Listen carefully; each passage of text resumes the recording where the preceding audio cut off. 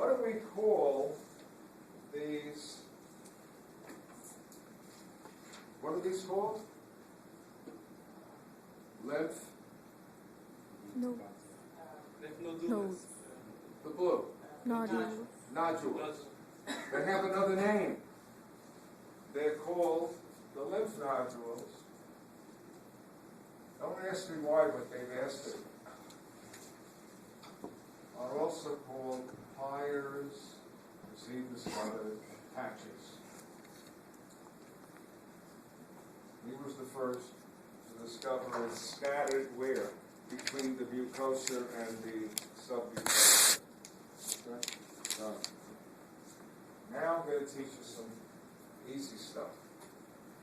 So important. So important. So important. What do you do? Which enzymes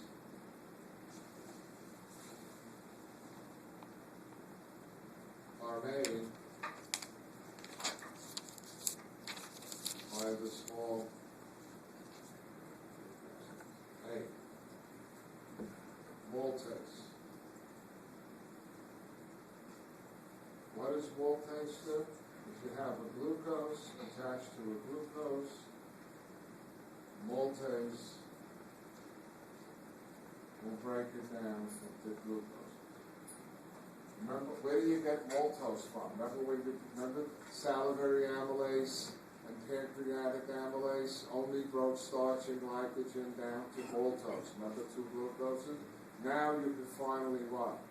Break the maltose down, and this is your end product, glucose. Yay! What is the next enzyme? Sucrase.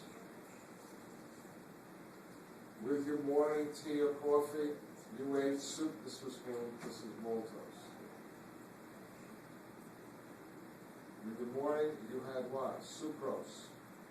What is sucrose? It's a glucose attached to fructose, which you have last term. That's table sugar. Yep, you can have it. I'm done with it. And sucrase will break this down into glucose and fructose, both of which can be absorbed. See what I'm doing? Circle. And the absorb.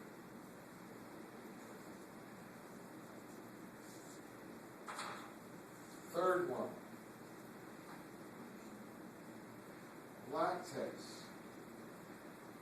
milk sugar, which is glucose attached to the lactose. Remember the lactose? Eat dairy a bit, right? And the enzyme lactase will break this down into glucose, which can be absorbed, plus what? The lactose, which can be absorbed. Isn't that easy? That takes care of all your sugars. Everything in squares can now be absorbed. They can go through these cells which you took away.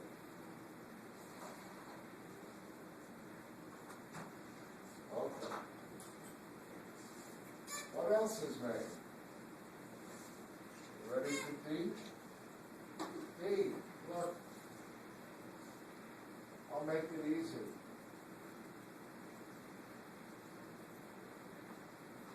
Amino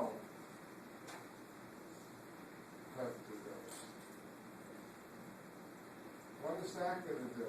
It's going to take little proteins and from the amino end, little peptides. Remember we did this? There's a carboxyl end and an amino end. And remember, carboxypeptidase what? Split off amino acids from the what?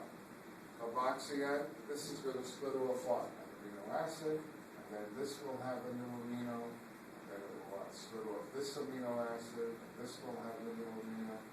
So it what? Like a pair of scissors, it chops up peptides into amino acids one at a time, one amino acid from which end? Am I talking to the wall? Outside. Which end? The amino end or the carboxy? Carbox. Look, folks, you've chopped up protein into peptides, small proteins. One end, didn't I do this with you the other day? Huh? I two amino acids joined together, which you didn't study. You better start studying.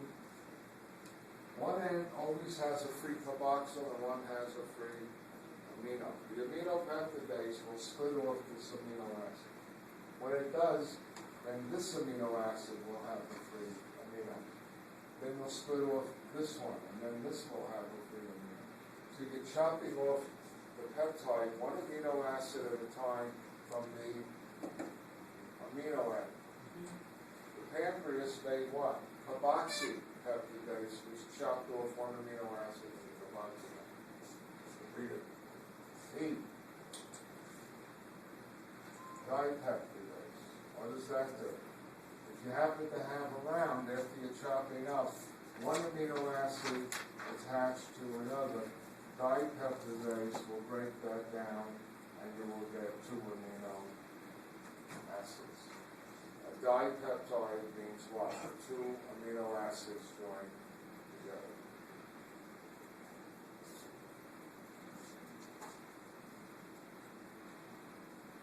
And F and G, just like the pancreas,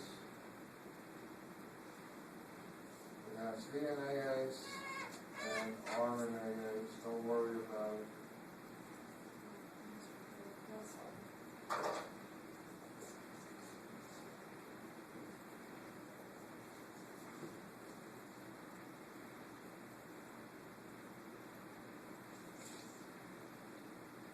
So the last three will end up making what? Free of just amino acids, right?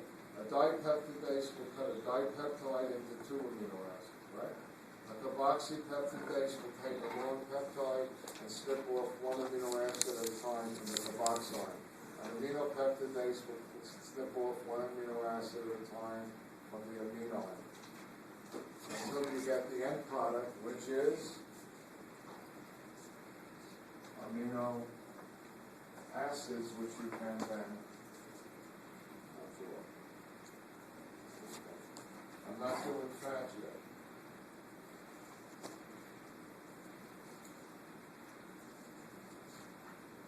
How do you move things through the small intestine? Watch.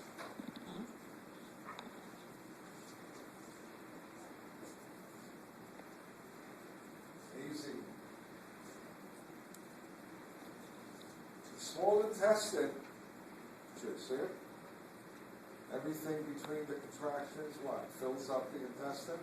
And then where the intestine was just what? Stretched? Those what? Smooth muscles will contract. So it's called segmentation.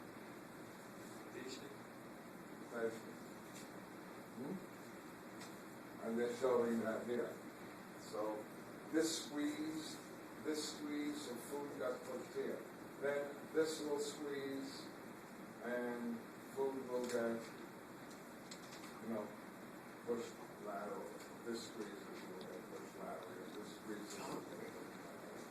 And so you do that, and then periodically you get a wave that does this. You know the word. It moves the food what? Along the small intestine? What is that called?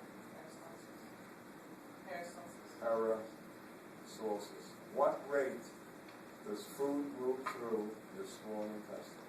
You've got 21 feet, right? Moves through at a rate, average, of 1 centimeter per minute. That's a little bit, an inch, a little bit more than an inch per minute.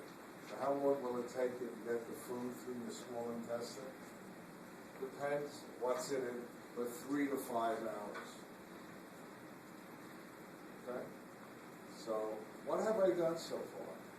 I took care of the carbohydrates, correctly? Right? Your starch and your glycogen, where did the breakdown begin? In the mouth. You broke it down into oligosaccharides, usually not maltose. Then the food goes to the stomach where you start to break down protein with pepsin, remember?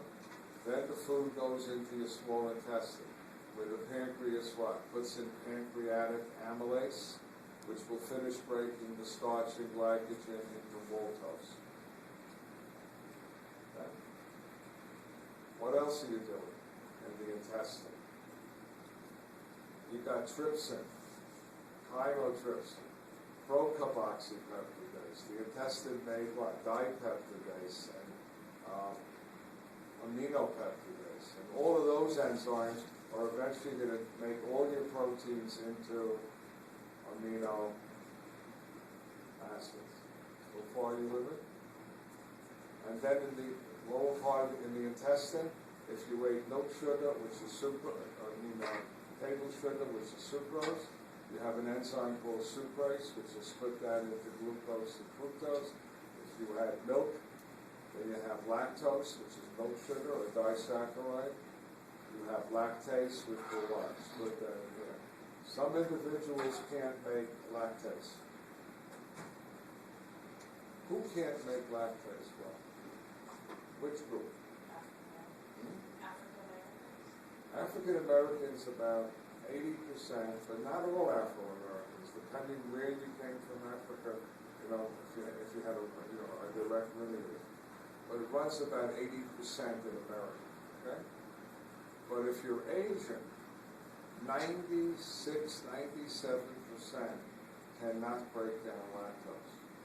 And if it's lactose stays, and I think I was lactose intolerant when I was a kid, I did not like milk. And I just felt nauseous at school when they used to make me drink that little carton of milk. And I felt gurgly, and, they didn't know about it then. I think back and said I had to have lactose intolerance, okay?